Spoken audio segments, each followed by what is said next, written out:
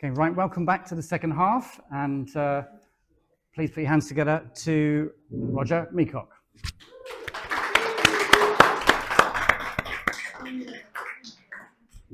Thank you, thank you. It's nice to come back to the New Forest. I used to live in Hythe, and some of you might remember Gould's practice. I used to work for Gould's many moons ago. So it was nice to sort of see some of my old places as I drove along. So we're going to whip through how I work now. I started off as a very conventional vet, worked for Gould's, and then in trying to prove that alternative medicine didn't work, I found that it did and worked better than I was already doing. So I then had that choice where you either stick your head in the sand and say, well, I wasn't taught it at university, therefore it doesn't exist. Or you say, well, actually, I think it does work, and let's try and understand it. Let's try and use it. And once we can start to understand it, then we can start expanding what we can do with it as well. So I went down the second route. So this is a little bit of a journey into what I'm doing now. So I call myself Natural Healing Solutions.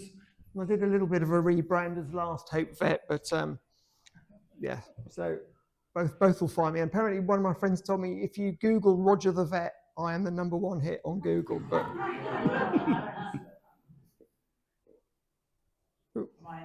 no, I don't think so. It should work. Is it switched on? Doesn't want to work.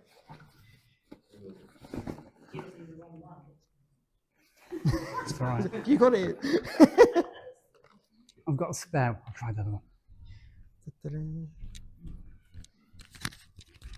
Technology. Great when it works. Oh, it's worked. Look. Hold on.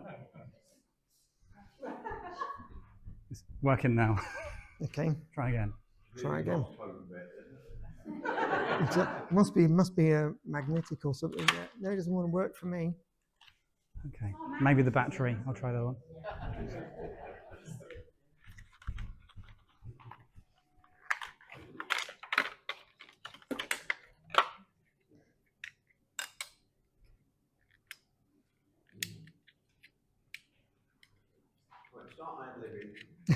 So, well, I started doing what I was doing, and I first started with magnets. Do you remember the old Bioflow magnets? Some of you might remember them. So that's what started me doing what I do, because I thought I got involved with EcoFlow, which is the company that made the Bioflow, by putting the magnets on engines to improve fuel efficiency and heating systems, and put them on water pipes to stop the calcium carbonate settling out, because the star-shaped calcium crystals become bullet-shaped aragonite crystals, so they don't stick together. So that's how I started. So I knew magnets did something. And then when they brought out the magnetherapy products, then I wasn't quite sure if they were, if I wanted to carry on being involved. But they only did the human ones, so I didn't have to get involved. So then they brought the pet ones out. And then I gave one of the dog ones to Terry, who worked in the lab, and said, look, try this and see how you get on.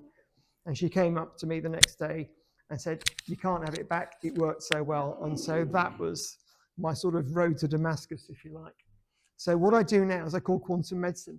And one of the objections that get thrown at me by people sometimes is, oh, what you're doing, it's got no science behind it. So I'm going to do a very, very quick run through the science in case there's anybody here who's scientifically trained, just to show that there is some science behind it. I'm not expecting you to understand it necessarily or learn it, but it's just nice to know that it has got science behind it, and it isn't just mumbo jumbo, and there is something really genuine there. So, there we go. Hey, future paradigm by me. Right, oh, went too fast. So, Paracelsus said medicine is not only a science, it is also an art, and that's the bit that's been largely lost. It does not consist of compounding pills and plasters. It deals with the very processes of life, which must be understood before they may be guided. So it's a bit like trying to service a car engine when you're not a mechanic. If you don't understand it, you're never going to be able to get the engine right. And yet we've got modern medicine trying to do exactly that with the human body. We didn't build it, so there's so much of it we don't understand. They're still discovering things like organelles within cells, and they're still trying to understand how mitochondria work in the cells and things like that. So we don't fully understand what we're messing with, and yet we try and mess with it, and mostly on a level which is totally wrong. So the very processes of life all start at the quantum level, which is that tiny little bit that we don't really understand, where everything is made of fields of energy, organized as information and linked throughout the whole universe. This is the real science of everything. And once you start getting into the energy and the frequency side and understanding that everything is frequency, everything is energy, then that's what we're trying to do, or should be. There we go. So this is the classical understanding. This is what we're taught at school. This is the atomic structure. So you've got the nucleus of an atom is just shown as protons and neutrons, and then electrons are just sort of circulating around it.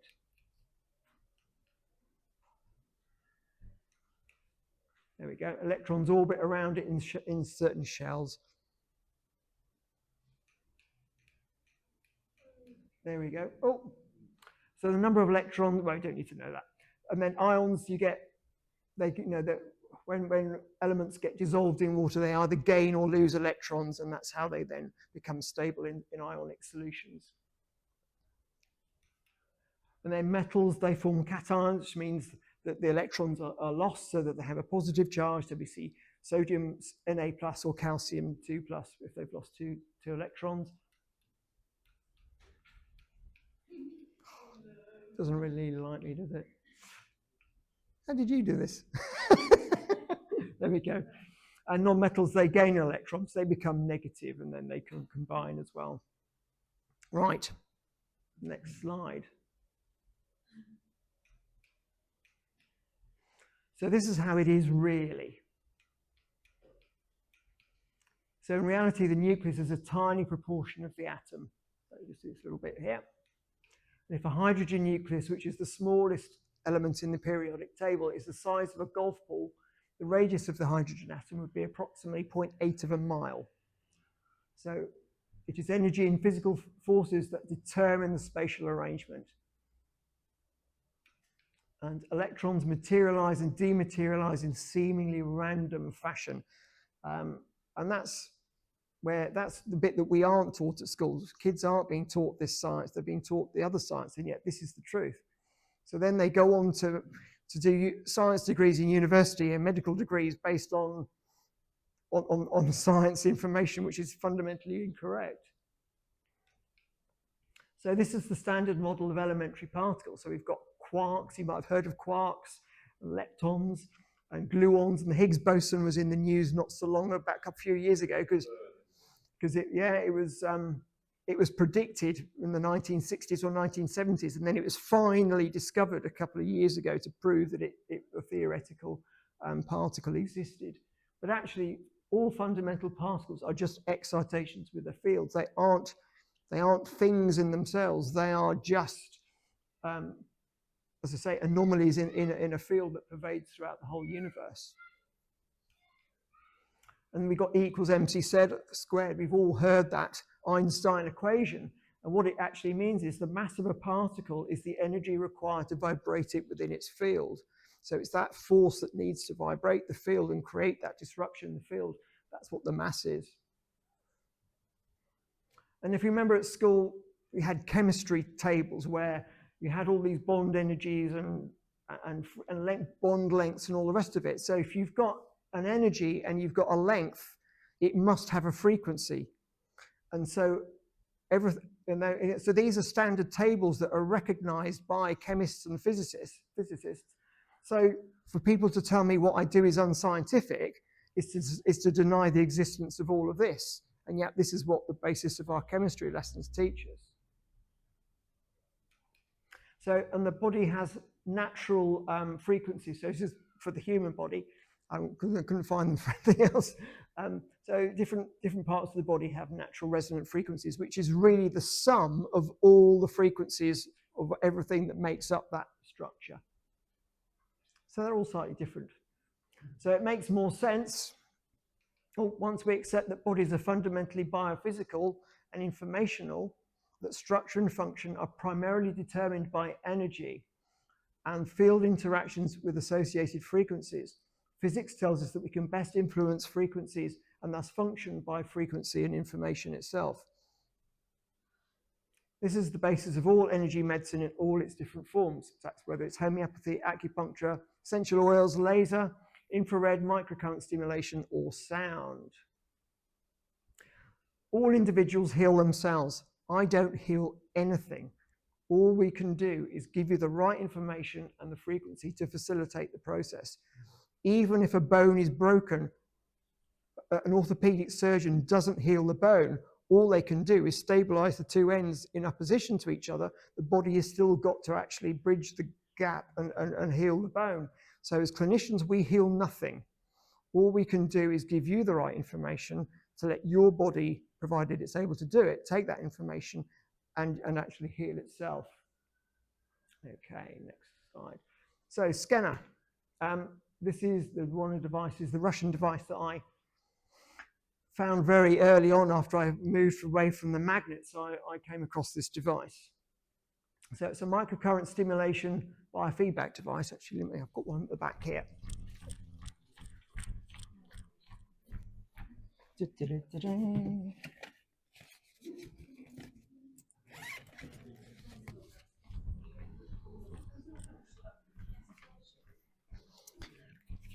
So here it is. So it's quite small. So it's very easy to carry around. So it's a microcurrent stimulation. So you've got the electrodes here. It was developed in Russia for treating people, or in the former USSR actually, because everywhere in Russia, in the former USSR, if you showed any degree of intelligence or aptitude for anything, you were taken out of the normal system and accelerated. So that if you had any athletic ability, then you went to certain academies for sport. If you were intelligent, you went to certain academies for academia. And so Alexander, who developed this, was a bright kid. So he got sent to an academics institute, and he did a joint degree in medicine and electronics, and then recognized that the body works on electrical principles. And he thought, well, because the nervous system controls so much, if we can control the nervous system, we can start to control the healing.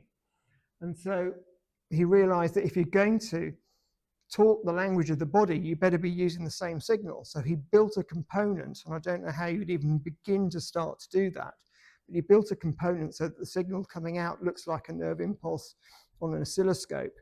And that's really why it's so successful.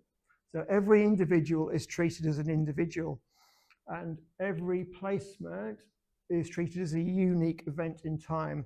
So what Alexander realized was that wherever you had a pathology in the body, you get changes in the electrical properties of the skin. So you can therefore use the window, the skin as a window into the body to see what's happening deeper in. And so then by putting a signal into the body responds and changes the readings on the skin surface. So you end up in a feedback loop where the body starts controlling itself in real time. So that's why, and obviously as chips got quicker, that loop has got faster and it's become more and more in real time. So it's become more and more effective. So it can use it for treating all body systems. In Russia, where they've studied it, the chemicals that the body naturally releases are called neuropeptides. So they're basically proteins produced in the nervous system. And wherever they've studied those, they have an action switching on, switching off genes. So if you're working at the DNA level and trying to get the body to heal at that level, people ask me, oh, what can it treat? My answer is, if it's working at that level, what can't it treat? Because that's basically what's controlling how everything happens. So the responses are fast and long lasting.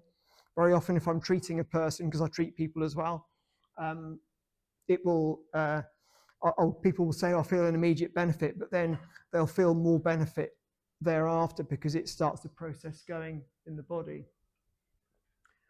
There we go. So that's the process in motion. So even after the treatment stops, the body still takes it further forward. And so I went on the very first training course that the Russians did in the UK in 1997. and it was done in Russian, and there was a translator there, which was really good because what they were telling us and how their understanding of physiology was so different from what we'd been taught. I was the only vet there. There was a couple of doctors, and then there was a few other people. Having that time between the translator doing their translated bit while the Russian was going on gave us time to get our heads around what we just heard from the last bit. So it was really good actually that it was done in Russian in that way. But some of the doctors did actually speak a very little bit of English, and I sort of said to one of them, "Is there any reason why this can't be used for animals?" And they said, "Can't think of one really, because we're all mammals."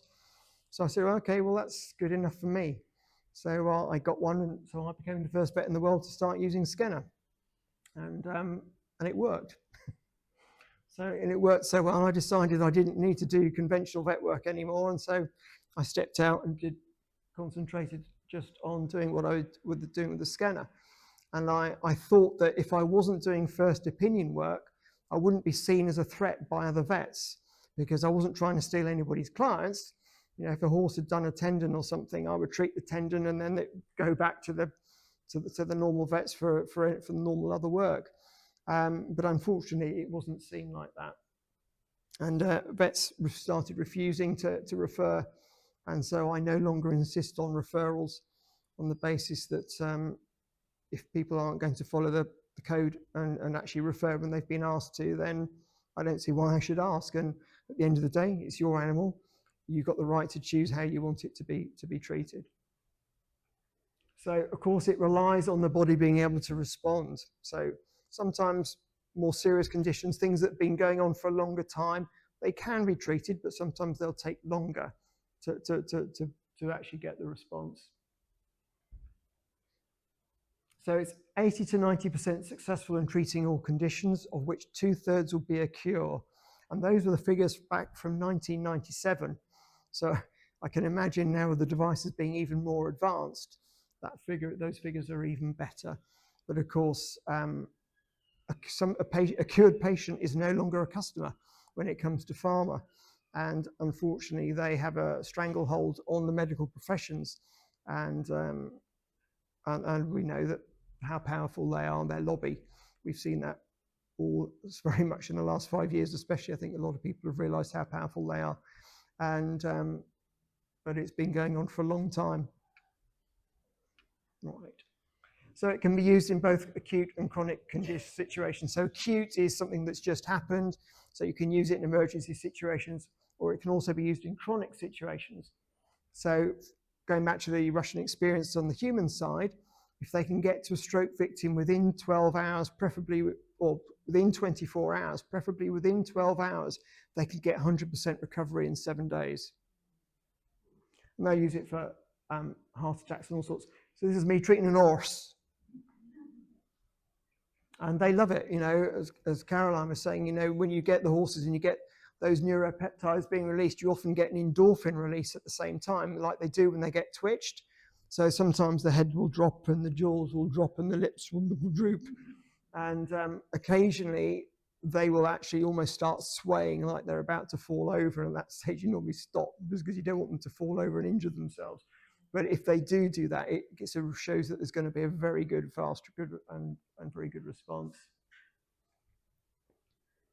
So then I introduced the bioresonance into what I do. So I started off with the E-Libre about 20 odd years ago, and everything and anything can be used as a remedy, because if we go back to what I was saying before, all those bond energies have a frequency, and so everything I could be made into remedy, which I'd be the sum of all the energy, all the bond energies and lengths and frequencies of me would sum up to a certain frequency, and it'd be different from Caroline, different from Bob or anybody else. And even a chair will have its own frequency, or a table will have its own frequency, or certain enzymes within my body will have their own frequency, or joints will have their own frequency, or medicinal plants, even acupuncture points and homeopathic remedies. And there's a chap called Cyril Smith, I don't know, unfortunate name obviously, who did a lot of work looking at the frequencies of homeopathic remedies and acupuncture points. And it was amazing how he correlated that the the homeopathic remedy you would use for treating a certain condition would be exactly the same frequency as the acupuncture point you would needle for the same condition. So it just shows that there's two ways of going into the same issue and getting a good result. So the e-library's got over 227,000 different energy signatures available to it, which are all sorts of parts of the enzymes and different parts of the body and batch flowers and flower essences and you name it as a healing system. The e-library's got a lot of those remedies within there. So you can use them on an individual basis, and the program will match. This hooks up to a laptop, and then when you run the software, it will actually it will sort of effectively bounce the remedy off the energy field and see whether it gets absorbed, whether the body likes it, or it gets bounced back because the body rejects it. And so then it can tell which remedies are good for that individual. So then you can individualize it. And you can do that in person, or you can do that at distance, like radionically. And again, if you go back to the science that I spoke at the beginning, where we've got all those waves which go throughout the whole universe, you can now see how you can link to distance. So I can treat, as long as I've got a name, date of birth, and address, I can send treatment, a bit like a radio station sending treatment on a certain radio program or station. You know, if you've got the dial right locked in, you'll hear it. But it doesn't mean that all the others aren't there as well, but you've just chosen the one that you want to listen to. So it's a bit like that, but just the other way. So I'm tuning it into you so that I can send the treatment to whatever I need to from distance. So signatures can also be constructed into general formula. So for example, my osteoarthritis remedy that I do, it has the acupuncture points that you would normally needle if you were treating acupuncture. It's got the homeopathic remedies you would normally use for treating osteoarthritis. And it's got various other enzymes and sort of inflammatory markers within the body as remedies as well, so that I can put multiple different facets all aimed at doing the same thing, so that if acupuncture is good for Caroline, then the acupuncture points will work for her. But if the homeopathy is good for you, then the homeopathy part of it would work for you. So different people will take from that formula whatever frequency they need from whichever different part of how it's constructed. So they can be universal, individualized. As I say, I can send them directly, or I can download them into homeopathic tablets and then send them out, and then you can take them as you need to. Individual remedies can be generated in single or chord potency. So if someone wanted Arnica 200, I could make Arnica 200. Or if someone wanted a chord, which is all the potencies, I could then send them an Arnica chord and let the body choose which of those potencies we need. Homeopathy in the UK seems to have not really gone down the chord side of things very, very much, but it has gone where in India, where homeopathy is used a lot more, they're very much using chords in how they're prescribing over there as well. It's not diagnostic, because it isn't possible for me to tell you why a certain remedy is being treated. All it's doing is matching on an energy frequency basis. It's a bit like an off-prescription drug. I don't know why something's been chosen to help, because the body is so complex. You might have something wrong with your knee, but actually the frequency that it's chosen worked out that you need to sort your big toe out, because your big toe's not quite right, and it's changing how you're shifting your weight and standing on your foot. But I don't know about your big toe, so I can't interpret why the big toe has suddenly come up as a remedy. So, but that's the sort of thing. So I don't use the system as a diagnostic tool. Unfortunately, some people try to, and I don't think it can be on that basis. Okay, so wave genetics. This is the latest one I've been doing. Let's have a slurp of water. Not used to talking. I spend most of my time driving around on the road.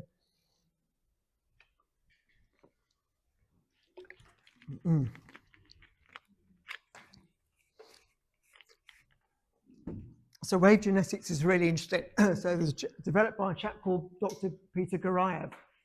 who discovered that DNA has got wave and field properties, which are and linguistic characteristics similar to spoken language. And he realized actually that the DNA of different people from different sort of populations around the world, he could see those sort of grammatical syntaxes not only in their spoken language but also in their DNA. So it was quite interesting to see that. And he also realized that you can modify DNA with speech and sound. And he says all biochemical and genetic processes have electromagnetic and audio components. And because of that, there is an associated frequency. So your DNA is the link to your blueprint information. Okay, so DNA, it codes for proteins, for amino acids and proteins. But I'm standing here, I'm not just a blob of protein. You know, I've got other bits of me that non-protein. I've got fats and carbohydrates and all sorts of enzymes and things within me, and molecules that aren't protein. And I'm not just a blob, I've got shape. So I've got information just to tell me how everything is supposed to be put together. So your DNA, as it's classically understood by modern science, says it just codes for proteins. But Peter realized that there's a whole level of information behind that DNA. So I look on DNA a little bit like a QR code now. So, you know, you can see the QR code in the, you know, it just got all the dots and things and you can't understand it.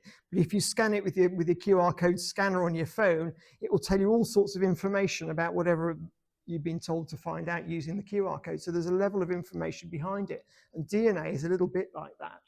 So your DNA is the link to your blueprint information, which Peter says is held on a universal hologram. So all information is held on the quantum level somewhere, and there's a record of everything that has been and everything that will be, and it all happens at the same. You know, that they say time is a construct, and actually everything that ever exists and will exist already exists. We just don't necessarily see it at the same time, but it's all, the information is still there, and it's held on this universal hologram. So if you take a photograph of somebody, it includes their DNA link at the time the photograph was taken. We know we can only see the frequencies that our eyes are designed to see, but there's a whole electromagnetic spectrum that is a lot wider that we don't see, but it doesn't mean that information, those frequencies aren't there. We just can't see them. So special lasers can capture this information link from your baby or childhood photograph when you were supposedly at your healthiest, before things started going wrong. And this is a link, and we can turn that into a bespoke personal sound matrix. So the signal comes back from the laser as a digital signal. We can turn that into sound, and then by listening to it, your body goes, oh, that's the link to that information. Oh, that tells my body how to heal. And so it can. So through listening to your sound matrix, your body heals and links to the earlier DNA information and follows its instructions that heal and rejuvenate the body within what the body is capable of doing. So quantum information links can also be captured from natural healing products, e.g. medicinal plants, or healthy cells to remind the body what they sound like. So this is one of the early experiments that Peter did. So we got some salamander embryos. So remember, knows what salamanders are, little amphibians. Okay, next. And we got some frog spawn. And then he took a laser and he fired the laser through the salamander embryos onto the frogs, onto the tadpoles. And guess what happened? No, it produced an adult salamander. So the laser picked up the DNA information from the salamander embryos, transferred it to the frog spawn, and the frog spawn, because salamanders and frogs are quite closely related amphibians, it was able to grow as an adult salamander. So it showed that the information could be picked up, transferred, and was coherent when it got to somewhere that was receptive. Would not a salamander embryo become an adult salamander without going through the frog? Yeah, but this is what the frog spawn became the adult salamander. Oh, right. No, yeah. Yeah, it's not what you'd expect, yeah. So it took this information these obviously grew into salamanders, but these should have grown into frogs. But because the laser had been passed through and some information there, they grew up as adult salamanders, yeah. So what is aging? So it's just how our DNA deteriorates, because that's what gets our body to heal. So as we start, it starts quite good, and then it sort of deteriorates, and then towards the end it takes a bit of a dive, unfortunately. But that's nature's way of getting rid of us quickly when we start reaching a point where it's not quite so good. Okay, so you think it's a bit like pixelated. It's quite good having this because it was pixels. So it's like each step on the DNA deterioration is like a new node on the universal hologram. And it's a bit like detuning that radio station of the DNA. So the information becomes a little bit fuzzy, and so we don't fully respond to it. And so the body doesn't fully heal itself in quite the way that we expect it to. And so health deteriorates. So here we go. Young, healthy baby. Obviously, DNA information it's referring to is very close to as good as the DNA is ever going to be. As we get older, the DNA is deteriorated, and so the body responds accordingly.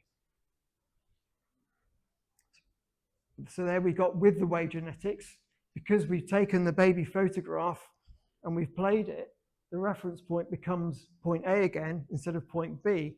And so the body will start to then rejuvenate and heal itself as close as it can to the original part. So who should use wave genetics? So it's suitable for anybody or animals at any stage, even for congenital disorders. So for example, if a child is born with Down syndrome, and they've done this in Russia, if a child is born with Down syndrome, they will take a sibling's photograph, take their wave genetics file and play that to the child with Down syndrome, who will then develop without the Down syndrome symptoms. So it's quite an amazing, even to the point where they'd actually done all the chromosomes and found the 21 trisomy on the chromosome map, and decided that this was a classical case of Down syndrome. And then sort of a year later, they weren't quite sure whether they got the original diagnosis right. It's like, well, hang on a minute. You had the evidence there sufficiently to say you were really sure that you got the diagnosis. Just because you don't think that what you do could do what that means, whatever these people have done, they've managed to actually make an improvement to the point where you're starting to question your diagnosis. So rather than question the diagnosis, let's just recognize that maybe the treatment did something. That's the more obvious one. It actually makes more sense to do that than to doubt the original diagnosis. So your individual matrix provides access to your best version of your own DNA, and you can do it with animals as well, potentially. So a sound file prepared as a newborn can theoretically help maintain health throughout the whole lifetime, to help slow the aging process and speed recovery from illness and injury. And Peter is actually on video saying he thinks it might be possible for people to live to 1,000 years old. Whether you want to is another question altogether. Obviously, it's not an instantaneous magic wand. As I said, it still requires the body to be able to respond and actually heal itself. And it isn't a get out of jail card for a poor diet or lifestyle. So, but it is quite interesting. I've got one old lady, she's 87. She's been listening to her file for 3 years now. And she's got her hysterectomy scars disappeared. Her smallpox vaccination scars disappeared. Her endometrial cysts that she had, which is why she'd had the hysterectomy, they've all gone. Her orange allergy has gone. She can now eat marmalade without having an anaphylactic reaction. She had a major car accident in 1966, and because she was in a coma afterwards, they didn't think she was going to live, so they didn't bother setting her legs, but they did heal, but her legs have now straightened. And her hip, which was dislocating sort of up to 6 times a day, that stopped. So even at 87, the body can still heal itself. She was in an amazing position where she'd been a homeopath and an acupuncturist all her life. So she never took pharmaceutical drugs and vaccinations or anything. So she always looked after herself pretty well. So she had pretty good vital force, even though she was in her 80s when she did it. And we used the wave genetics with the Scenar and with the bioresonance, and we got her through colon cancer, esophageal cancer, and leukemia. So things can be done, but not always for everybody. So going on to a wider approach to how I work, because that's sort of the modalities that I use. So a holistic approach considers the individual. So we're looking at the mind, body, and spirit, so all body systems. And also the wider picture. So for people, it's in a family or animals in a herd or a pack situation. We consider things like noise or activity. So sometimes it's good to see individuals in their own home environment. You can pick up things that might be a problem that if they come to you, you wouldn't necessarily know there was something going wrong. Diet, is it species appropriate? It's funny how we call treats. We call something a treat, and most of the time it isn't appropriate. It's usually not very good for us, but we still call it a treat for some reason. Water, hugely important. We are 60–70% water by volume, but we are 99% water by molecule number. So water is incredibly important. So the source, the quality, whether it's filtered, whether it's got fluoride in it. And more recently, some of you might be aware of deuterium. So deuterium is heavy hydrogen. And the more deuterium you have in the body, the more unhealthy you are. And you can get deuterium-depleted water that helps to try and replace that deuterium water in us with non-deuterated water, and that improves health. And also the physical environment. So temperature, air pollution, EMFs, that's a whole talk in itself, EMFs. And obviously we're getting bombarded with them more and more, and the higher G we get to, they're talking about 6G. I know they've done research on 9–10G already, but the more information that's crammed into that smaller length of space of frequencies that are coming at us, the more harmful they are. And the Russians did loads of research on this, and it's all been published, and it's on the internet. If you search for CIA released documents from the 1960s, you can see all the Russian experiments and what they did with microwave EMFs, and they know how harmful it is, which is why they have considerably lower levels of permitted levels in their environment than we have over here. And actually the WHO have actually published in the end of the last month, I think it was, maybe the month before, a sort of analysis of 50 different studies on animals, and they're pretty certain that there's good evidence that EMFs are carcinogenic. But they don't want to extrapolate that across to humans, but they're happy to do that for drugs. So work that one out. Again, it's all money. Telecoms is a much bigger lobby than even the pharmaceutical industry, and they're more interested in the economy than individual health. But it's, health is being incredibly adversely affected, and children especially. And parents, unfortunately, are giving more and more screen time to ever younger children. And the exposure they're getting now when they're sort of 2, 3, 4, 5, they'll be getting cancer when they're 20s, 30s. It will be happening. We are going to get a wave of cancer in people in their 20s and 30s in a decade, 2 decades time, because of the exposure that they've been given to mobile phones, to tablets, to laptops, and basically screen time.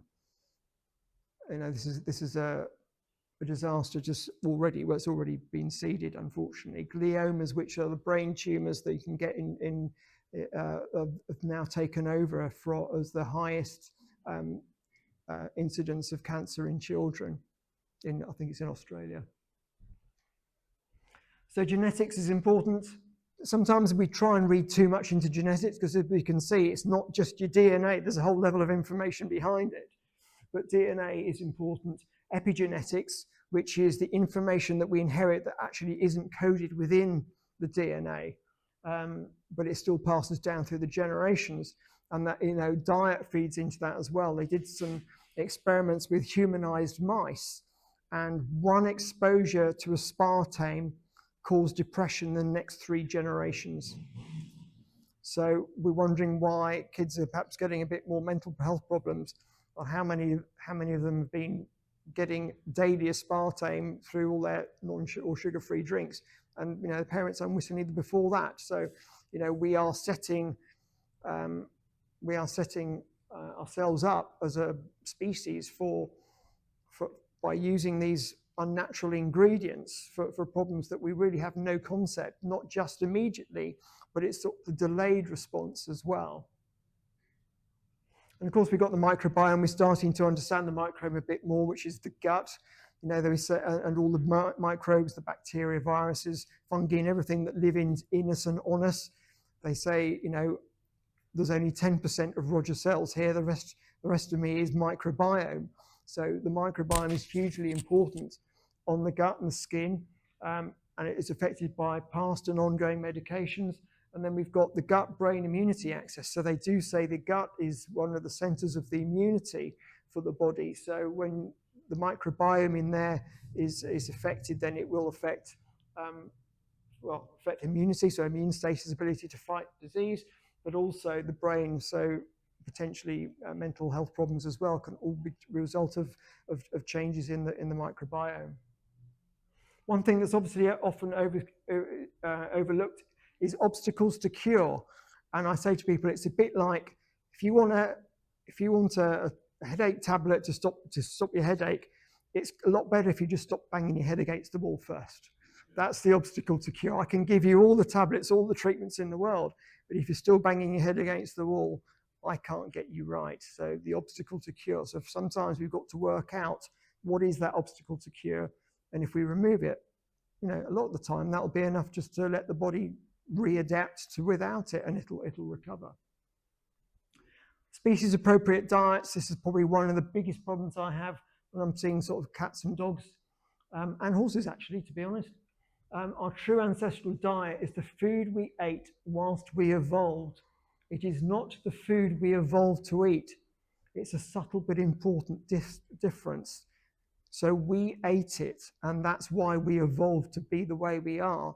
It's not I didn't evolve to eat that food. It's the eating of that food that caused my evolution. And so it's really important to get the right evolutionary diet, otherwise you won't get the right basis for health. So when the proper species appropriate diet is eaten, it automatically provides all the necessary nutrients in the proper proportions to support optimum health, such that when an individual is satiated, so satisfied, you don't want to eat anymore, there is no deficiencies or excesses, and all calorific, chemical, physical, behavioral, and emotional requirements are met. This will balance out over a couple of weeks from different appropriate food sources. So, wolves, for example, in the wild, they won't just eat caribou. They might eat a few other rabbits or small rodents and things as well, but altogether over that 2 weeks, everything will be completely balanced. So dietary implications. So if an individual is overweight, the diet is not a proper ancestral species appropriate diet because the energy intake is in excess when they're satiated. Type 2B diabetes does not exist in the wild, and yet we've got, obviously, in the West, we've got a big problem with it. And we're getting it in the animals now as well. We're even seeing diabetes. I mean, they're diagnosing it in horses. I've seen it, obviously, diagnosing it in dogs and cats. It's like, oh, it was never there before. If a diet requires a supplementation, it cannot be the proper species appropriate diet because the diet should provide everything that you need. Micronutrient levels may be required at higher levels in a species inappropriate diet, e.g., vitamin C. People have heard the story about how sailors got scurvy, and they discovered eventually, after I don't know how many 100 years, that they needed fruit in their diet to get vitamin C. But the bit of that story that isn't told is that it was only the ship's sailors who got scurvy because they were on the ship's biscuits. The officers who were being fed meat and dried meat didn't get it. What does that tell you? We are primarily hypercarnivore. So if the diet requires activities that wouldn't happen in the wild, it is not a proper species appropriate diet, e.g. dog toothbrushing. Oh, one of my pet hates. It's like we do not need to brush our dog's teeth because if they're crunching raw meaty bones, we'll go into this in a minute, then it will naturally keep the teeth and the gums all clean and hard and disease free. So So people say to me, well, what am I going to feed? Oh, I don't know what to feed, or I wasn't quite sure. I say, well, remember back to when you were watching a David Attenborough program or something. It's like, did that species do what you were going to do for that dog or cat in the wild? If the answer is no, you don't have to do it. If the answer is that's what they would normally do, then that's probably about right, and that's about how they should be fed. Right. So going on to our raw carnivores. Dogs and cats are, well, they're not, yes, they're carnivores raw, eating raw food. And I suppose they're uncooked, aren't they? So they are technically raw as well. Horses are trickle grazers and hindgut fermenters. So, you know, we see these kibbles, which are basically plant grain-based. So they aren't species appropriate because carnivores have no dietary requirement for any plant ingredients. And horses are trickle grazers. They're supposed to be high fiber, hindgut fermenters. And then, as Caroline was saying, we give them buckets of grains. It's like, well, they might get a few grass seeds when they're eating grass as they're wandering around, but they're not getting that concentrate of hard feed. But the the horse feed manufacturers, they make their money from selling it. And then they put molasses in it because it makes it palatable, and they get the same addiction to the sugar hit from molasses that we get from carbohydrates, which is actually the same part of the brain that crystal meth becomes addictive. And that's what we're fighting. And so then the horses overeat because they like the crystal meth hit and they like that sweetness, and then they get fat, and then we're feeding a stomach which is the size of a rugby ball as opposed to the hindgut colon, which is massive. I mean, the difference in volume is huge. That sort of tells you, doesn't it? It's like you've got a little thing here and you've got a big thing over here. Maybe we're supposed to fill the big thing over here first, not the little thing here. And yet we're feeding all these hard grains and things to horses. It's the wrong way. So the ability to survive is not the ability to thrive. So, dogs, they can obviously eat kibble and they will live, but they won't live a full healthy life. Just because it kills them slowly doesn't mean it's not poisoning them. It might take 10 years, but if they hadn't got it, they might live to 12 or 15 years. So the speed of the poison doesn't necessarily change the fact that what you're feeding is effectively a poison and toxic.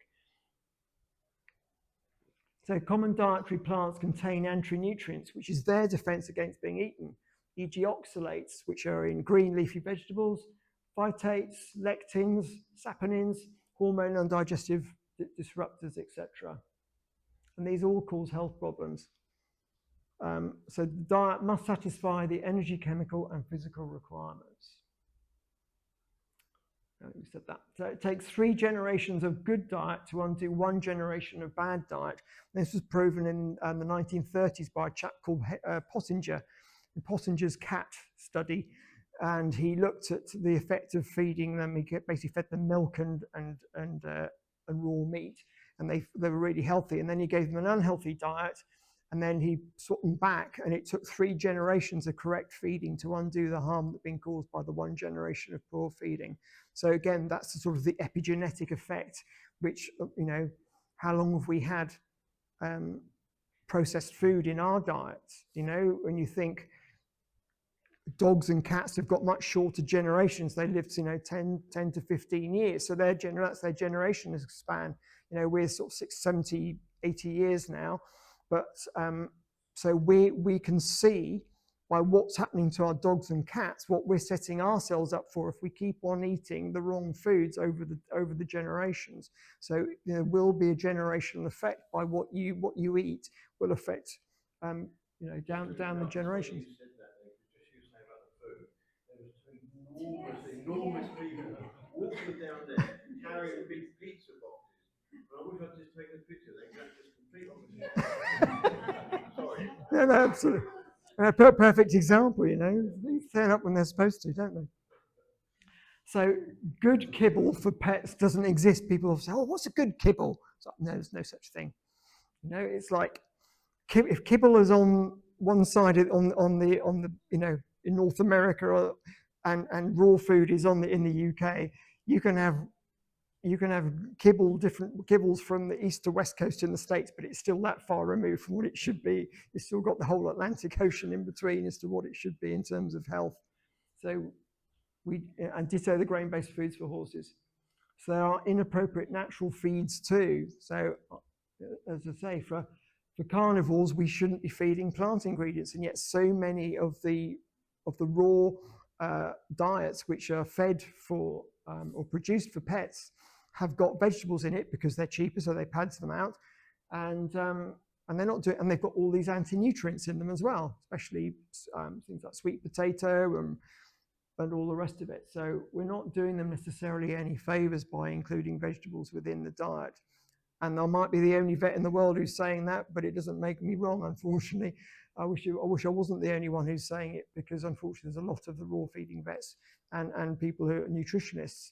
You know, they're basing a lot of their knowledge on what was researched under the guise of the pet food companies to justify feeding plants in the first place. So they sort of haven't realized fully that you know, carnivores don't need plant material. Are you saying then it should be all raw food? Should all be, yeah, dogs. How many dogs have you seen cook? But meat, just raw meat all the time. And bone. Oh, and bone. Raw meat and bone. And if the bones are uncooked, then they're healthy. They don't splinter. And if you've got meat on the bone, then the meat protects it from mouth to the stomach. And then the stomach acid, which is very acidic, sort of, you know, 1.2, 1.5 to 2, so very acidic pH, it will dissolve everything. And if you put plant material in that, it actually neutralizes the acid, so that it makes it more difficult to digest the meat and the bone. So you don't want to give something that neutralizes the acid at the same time that you want the acid to work to dissolve the meat and the bone. A little bit of organ meat in there as well, but that's basically all they eat. That's all I'm carnivore myself. I haven't eaten fruit or veg for 2 years.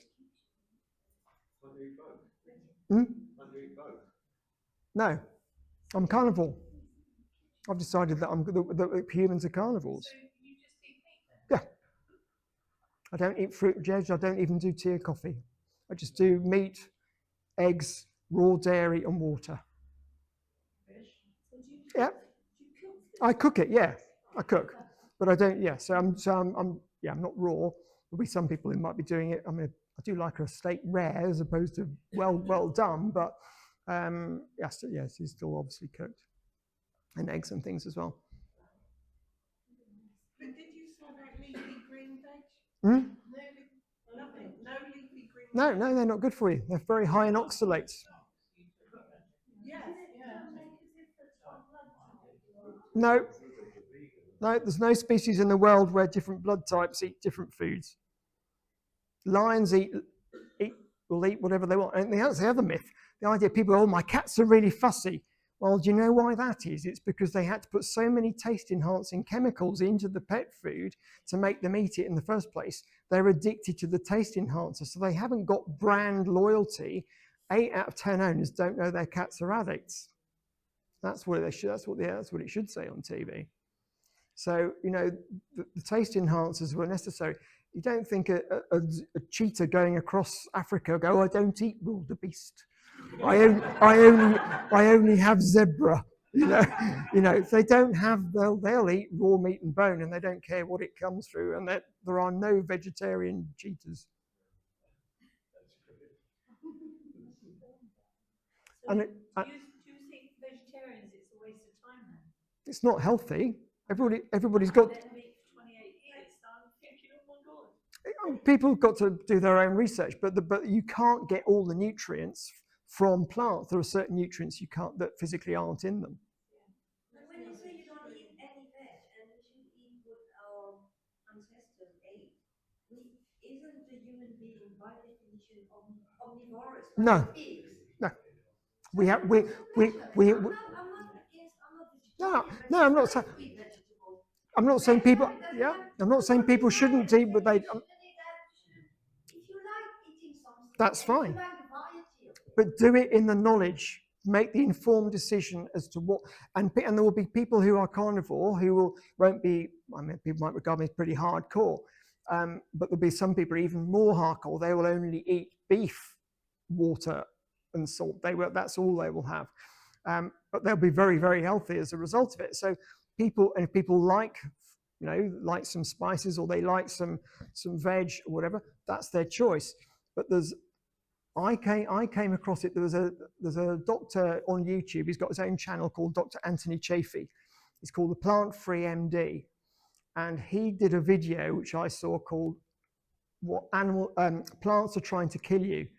And once I saw the title, I couldn't scroll past it. So I watched it and I thought, this makes a lot of sense. And he talked about all the known carcinogens and other things that are in plants. There's 150 something carcinogens in Brussels sprouts.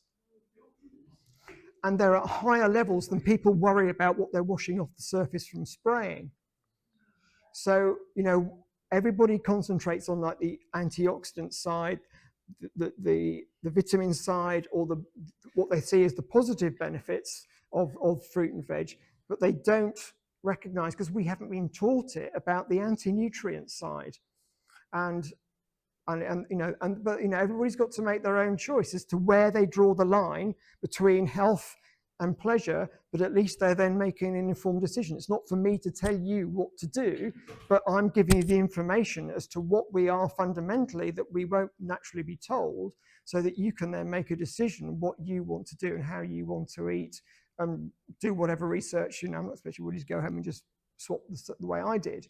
Do your own research, read up about it, look at a few videos, and see what can be done. You gave up me, you saw Panorama program, how they treated the animals, pushing them through the pens, they're frightening out, and the way they killed them, and it's like halal meat, they hang up and get the slit throats. That's why a lot of people go to EV. It's not necessarily because of their health, it's just they don't like the way they treat the animals. But then, okay, so what you're comparing that with the wrong thing. If you see, so do you think a lion treats a zebra well when he hunts it and kills it? That the lion doesn't have a choice. Precise. Well, it's only got what's out there. We've got thousands of choices, really, as humans. That's the problem. That is. In that context, you have to consider the effect of adrenaline as an actual pain. It sounds awful. Yes. Basically, fundamentally, it's a pain relief. It basically relieves pain, doesn't it? Yes. That animal, when it's caught, you think it doesn't. It's not the same sort of chemical process in the body and the slaughterhouse as when you're out in the open plain running away from something, because that obviously the adrenaline does act as a painkiller, doesn't it? Yeah. In that scenario, so. Yeah. Sounds awful. Really. Yeah, I mean, but at the end of the day, we can't deny what we are, and that the health implication. There are health implications. One of the videos Anthony did, I've listened to quite a lot of his podcasts, and he had one lady. Obviously, he puts a lot of his patients onto the carnivore diet to help them with health issues, including IBS, Crohn's, all those sorts of things, and he'll get really good results with it. And he had somebody had autoimmune disease, and he got to change onto the carnivore diet, and she was doing really well, but she still had a few symptoms. And he said to her, "How are you cooking your steaks?" And she said, "Oh, I use a bit of garlic and a bit of this and a bit of that." And he said, "Stop all the spices." And she stopped the spices, and within 2 weeks, all her autoimmune conditions disappeared. So, it's a choice.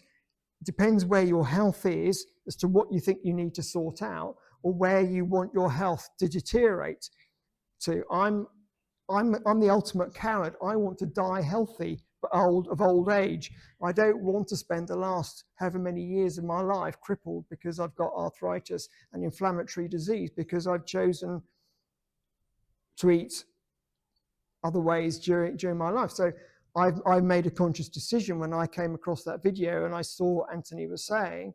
It made sense to me to go, okay, so if those plants are harming me and there's no way to get those anti-nutrients out of them, and we evolved as hypercarnivore, and actually when agriculture started 10,000 years ago, it triggered 11% shrinkage in the brain, and so then because we need the animal fat for our central nervous system. It's why we developed a large brain, because we were eating animal fats.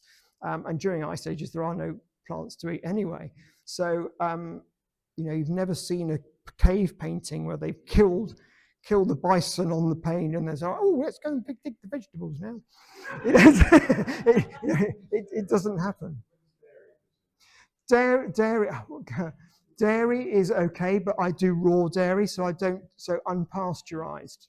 But not everybody can source it. So I'm lucky. I've got a farmer friend who's not far away that I can get my raw milk from. And you can also buy raw cheese in the supermarkets and things as well. But again, so pasteurization makes milk unhealthy. Do you eat organic? As much as I can. I mean, most grass-fed beef is going to be pretty much organic, even if the whole farm isn't officially organic. It won't have been given lots of medication or anything. So as long as it's grass-fed, it should be good. Yeah. Now, can I ask two things? So, meat, Yes. vaccines that are being given to the animals. Well, we'll come on to vaccines in a minute, but most.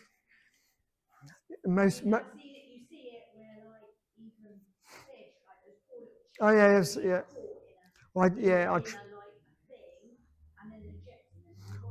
I don't have salmon. Yeah, I don't eat salmon anymore. I'll only buy line caught fish. You see it with chickens and everything. So what Yeah. is going into They are vaccines. We in the UK don't use hormones and things the way they do in some countries.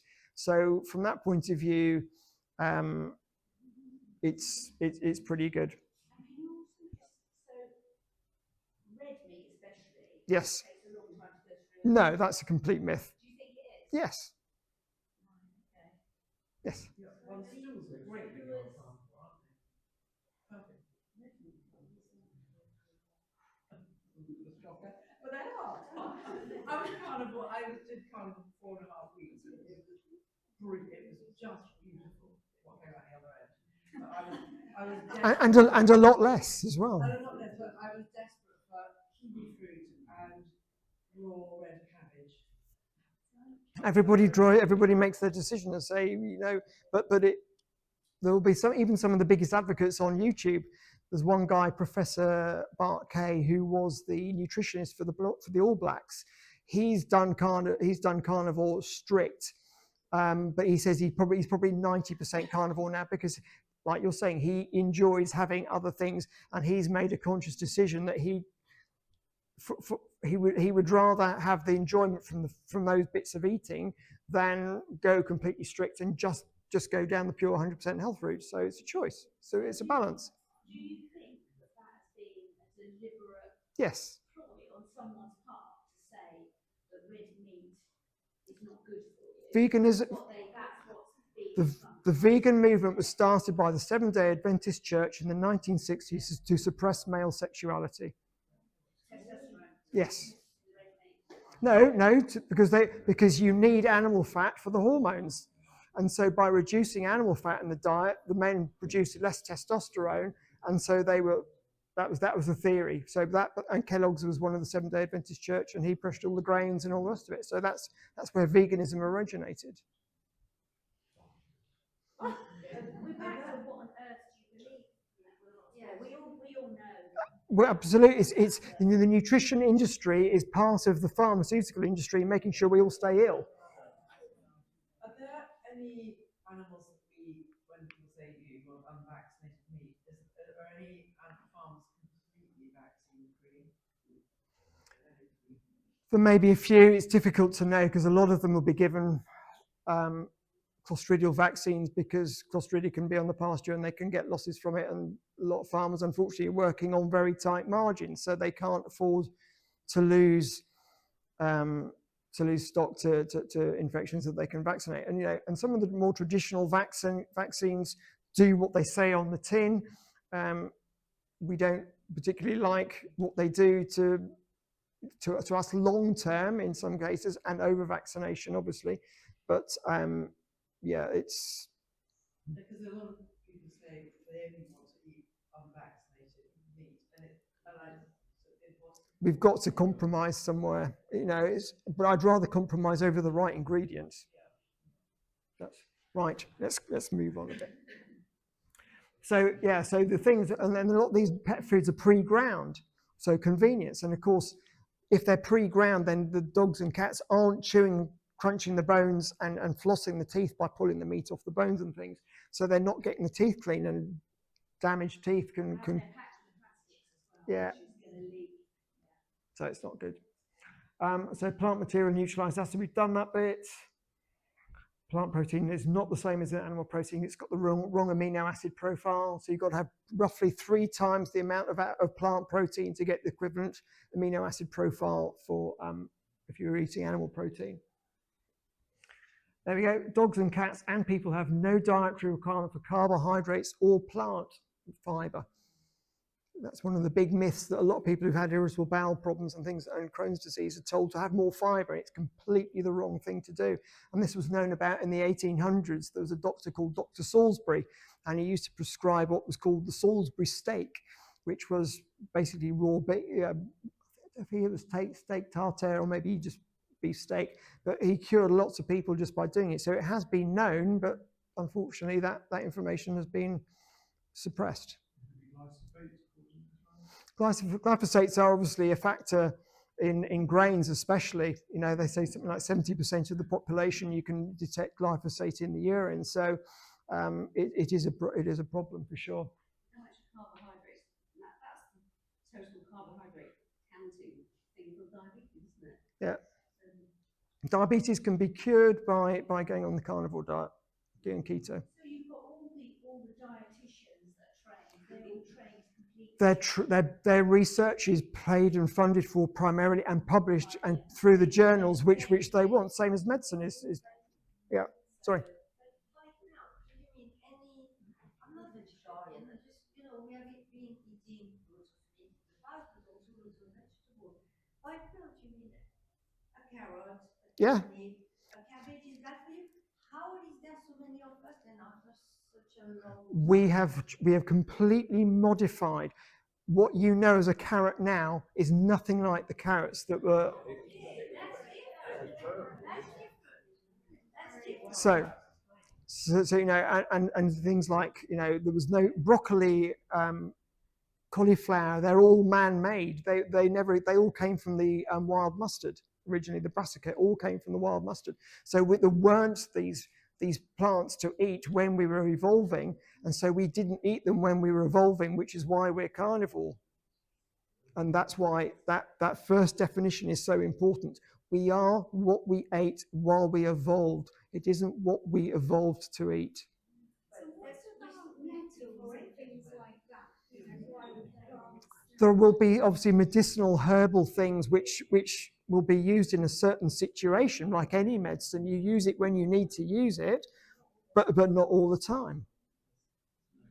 Okay, there we go. My Rottweilers haven't grown in like 5 months. Do you think I'm feeding something wrong? Bit of humour in the middle of it. There we go. Okay, next. So teeth are designed to kill horses. So relatively soft feed reduces tooth density and tooth wear. So zebras in the wild will have incredibly hard teeth. I know an equine dentist who actually had to go and do some zebra's teeth, and he said he had to change his rasps mid doing the blades on his mid doing it because the teeth were so hard. Long, thick sticks. Yeah. And then soft tooth overgrowth then causes the mushrooming that we see on the tops of the teeth, and then they go into the cheeks. They cause ulcers, which cause infection, smell, and eventually lead to death. Just through infection, but also then if they can't smell very well because they've got infection in their mouths, then they won't. That's one less ability to detect something creeping up on them as well. And the same goes actually for the hunters. If they've got bad teeth and they get an infection, they can't smell, so they can't detect their prey either. So teeth actually designed to kill all species at the end of the day on a certain level. So broken teeth from stones that damages teeth, reduced grinding, So you get digestive tract upsets because they're swallowing the food instead of grinding it properly first, which leads to ulcers, diarrhea, and then becomes weakness and then death. So then, this is the point of the whole thing. Using power tools for rasping, which is a lot of the EDTs are doing these days, and without water coolant for grinding the teeth replicates the stone damage. It cooks the tooth protein. Teeth are actually protein which are mineralized. So if you're using a power tool that isn't water cooled, then it will cook the tooth. And then we're seeing what they're doing now. They're saying, oh, we've got caries in the teeth. Never used to see them in teeth before they started using the power tools. So it's because they're cooking the teeth and they're making them brittle that's causing caries, and they'll charge you £3,000 to fill the carie. So yeah, okay, vaccinations.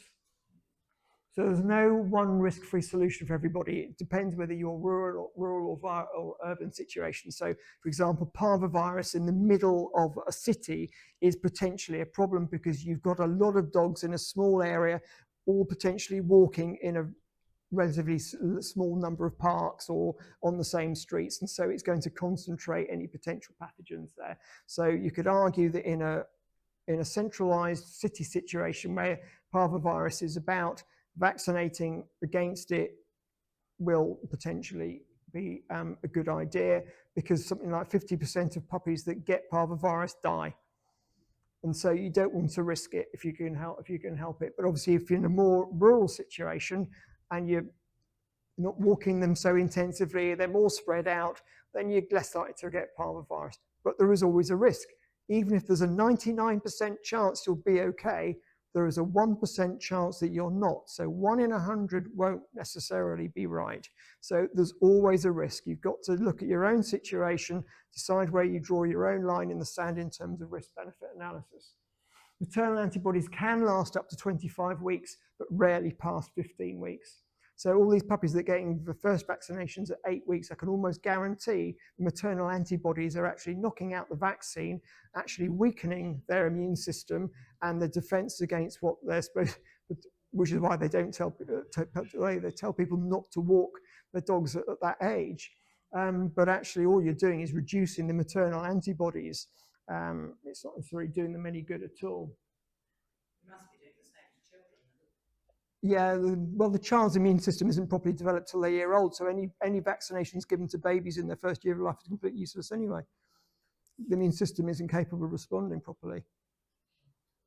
It is the indoctrination to get the parents to go back for the vaccinations afterwards. That's all they do.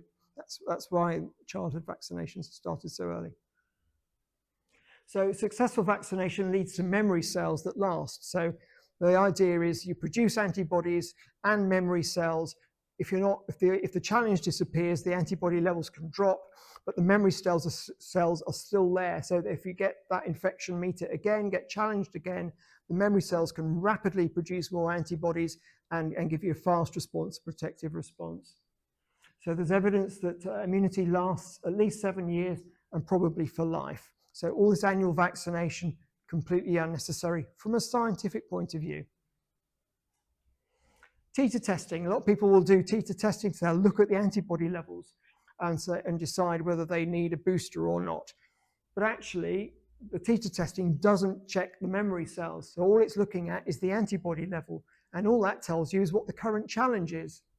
So I don't think titer testing is worth doing anyway.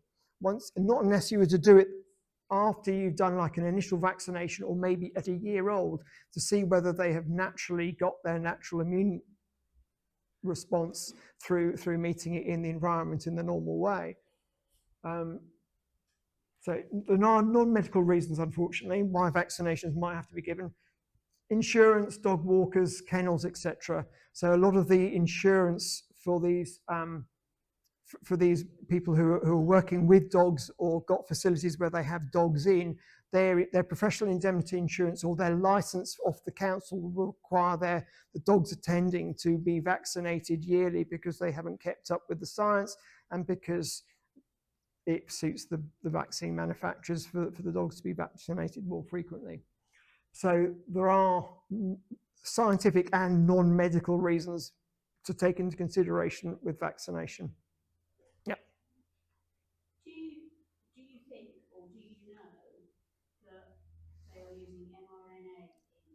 They're not yet, not in the UK. We'll come on to that because I've got a slide on that.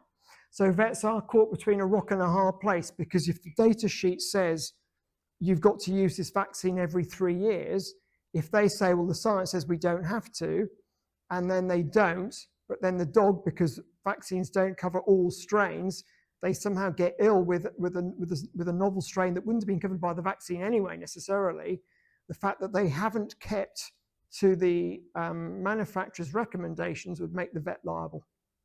And in a litigious situation, then the vets will be held liable, unfortunately. Can it cause like antibody enhancement or whatever if they keep? Potentially, well, it's certainly going to potentially depress the immune system over time, long term, for sure. So vaccines versus homeopathic nosodes. Okay. So nosodes are not homeopathic vaccines, which is sometimes how they're described. So what they do is they enable the immune seroconversion without symptoms. So you give a nosode, the dog meets, for example, the parvovirus, and they will seroconvert without showing any symptoms. But it is the fact that they've met the virus that causes the seroconversion. The nosode has got nothing to do in that process. It just gives protection while that encounter happens. Could you just say what a nosode is? It's like a homeopathic, so it's a very ultra diluted preparation of the disease organisms, Oh, right. so that as a way of trying to stimulate the immune to give cover.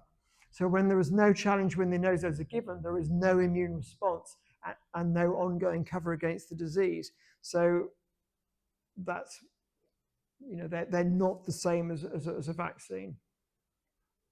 Both nosodes and vaccination can give a full sense of security, and immune suppression will impact both, obviously. So titer testing a couple of weeks after either method is the only way to guarantee that proper immune cover with memory cells has been initiated. Because once you've seen an antibody level at a certain level, you know the memory cells have also been produced.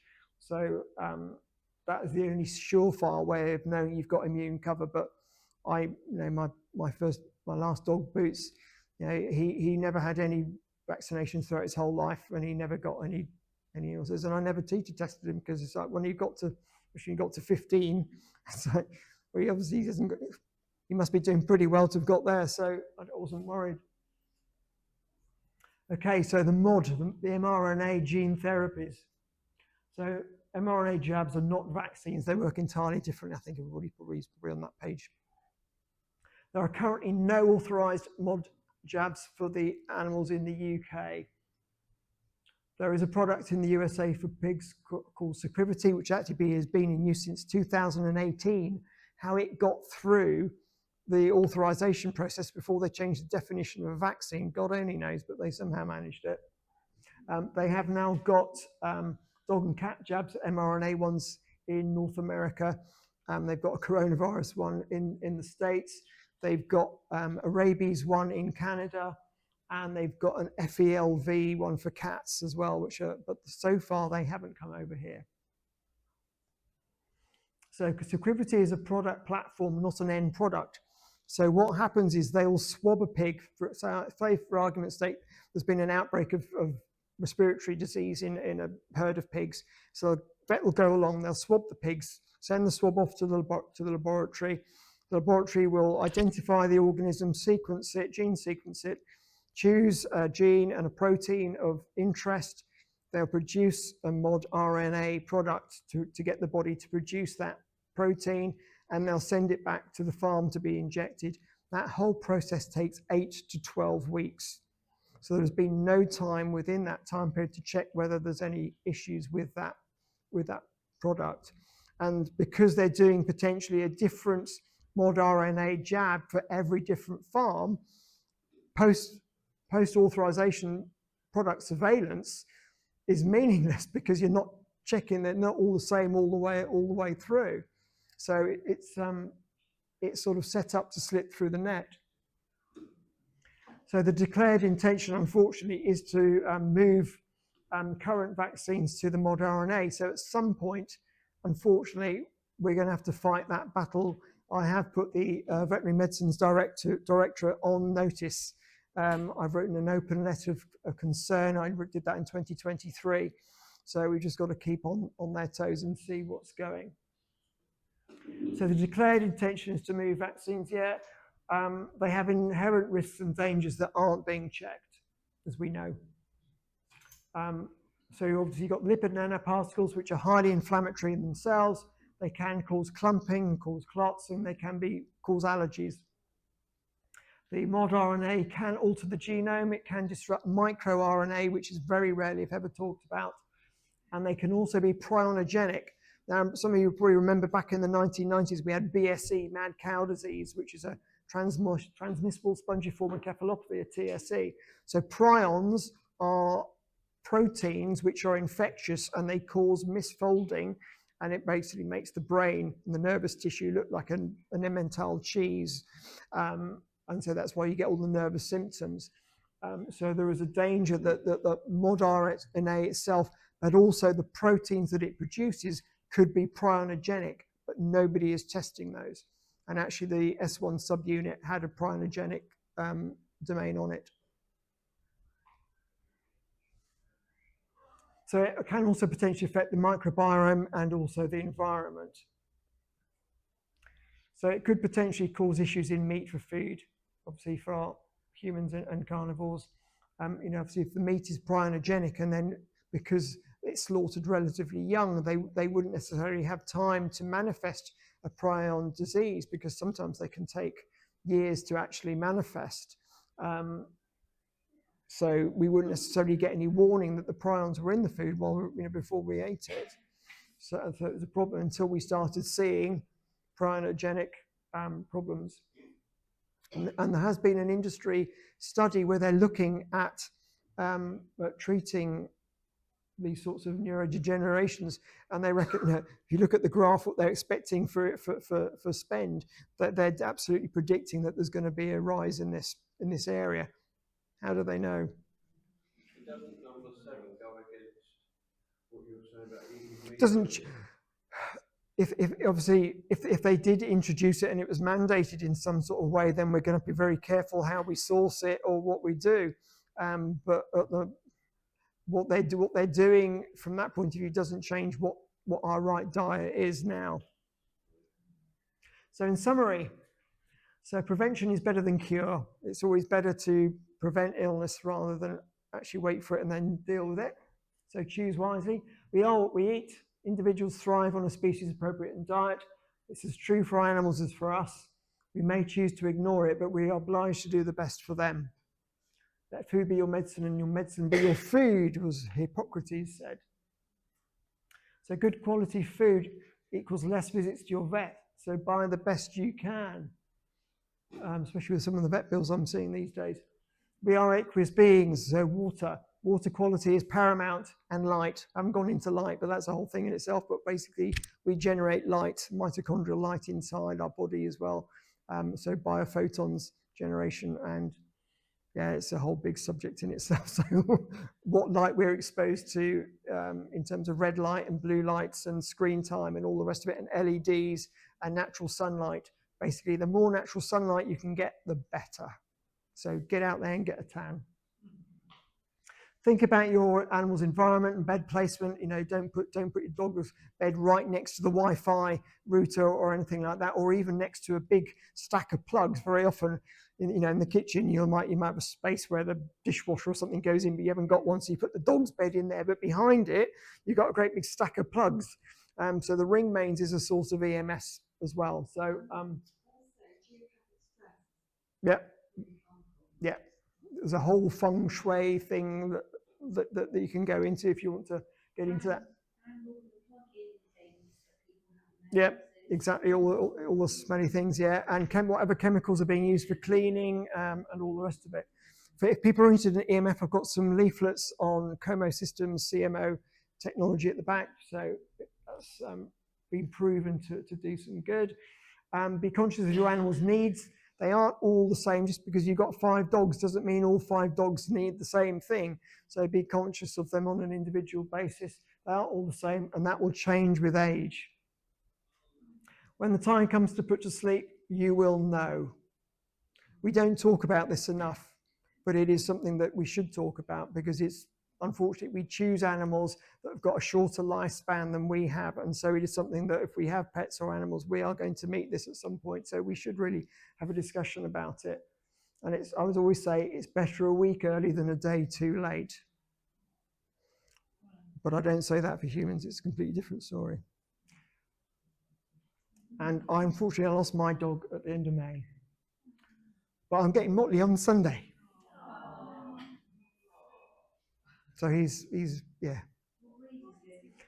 half Patterdale and half terrier of some sort. What age will he be on? He'll be about 8 weeks old, yeah. Because Catherine said that 12 weeks is much better. That's because they don't. I mean, he's not going to be vaccinated or anything, so. Yeah. They're all going to be separated out. So that's my my contact details, my website, my Substack. I write a Substack. Get information from. You can subscribe and buy me a coffee or whatever. And then the Way Genetics. I've got some leaflets on me and what I do at the back. Could you go back to the slide where it said anti-nutrient? Yeah.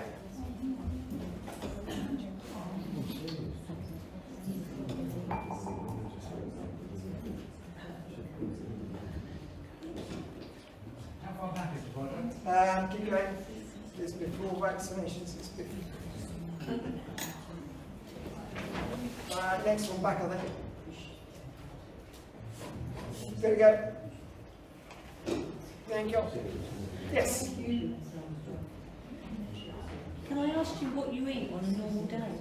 I will have breakfast in the afternoon, usually about 3 or 4 o'clock. So I have bacon, egg, liver, and then I'll have a steak, usually 7 or 8 o'clock in the evening. Like today I had bacon and egg, liver, and steak at 2 o'clock, and that will see me through. And only water? And water.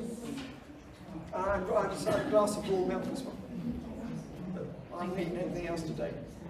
And when you talked about your device at the beginning, if every doctor in the world had that, we wouldn't have all the medication and stuff, would we? It would certainly be a lot less, yes. Yeah. But the body's a great self-healing mechanism. We've just got to direct it to do the right thing. But you can do that with frequency. Yeah. And in Russia, what they do, I think they have what they're called polyclinics, and they'll have a doctor who understands the device and can obviously diagnose and see what's going on. So the patient will go in, they'll ask them lots of questions, they'll do a physical examination, work out what they think is wrong, and then work out a treatment program for them, and then a nurse will actually carry out the treatment program, and then, because it takes maybe half an hour, 45 minutes or so to do a treatment, so the doctor can see 3 or 4 people in that time, and have 3 or 4 nurses who are actually doing the treatment that he's just directing. So he's sort of in charge, but the nurses are actually doing what they went into nursing for, which is actually to look after people and treat people. Why be used? Sorry? Why be used in Russia? I think they're used in pockets. I think a lot of it, obviously, before perestroika came along, they were probably used more widely, and then I'm sure drug cartels have got into money talks, unfortunately. Interestingly, I think Sweden, their model is the complete opposite, and I think they have like 70% pro-health spend. Their spend in Sweden, I think, is 70% pro-health and 30% basically treating people once they get ill. Yeah. The UK is like exactly opposite, isn't it? I think it's 30% preventative and 70% treatment. Yeah. I think in China they actually pay the doctor for the patients that are well on their list, and they don't pay them when they become ill. So there is a motivation then for the doctor to do whatever they can to get that person well again, because otherwise that's the quickest way to being paid for them again. If you do think about a few points of what you were saying earlier, which is quite interesting about vaccinations. Yeah. Polio vaccine in Africa now, there's more vaccine-induced polio than there is natural polio now. Yeah. I think the same for smallpox, isn't it? It's the strain from the vaccine that's causing more disease than the original. Yeah. And the other thing you were saying about dog poo. Do you remember generationally when we were younger, we were having the dog poo, when it was left on paper, it went white? Yes. That's right, yeah. Because it was basically full effectively bone. Yeah. Like bone and I mean, it's so much more digestible. If you feed a dog kibble and then you switch to raw, the volume that comes out the back end will be roughly a third on the raw, because it's so much more digestible. So 2/3 of your kibble bag is wasted money because it's coming straight out, hardly changed. Any more questions, anyone, before we wrap up? Okay, thanks all for coming. Thanks to Roger for this amazing talk.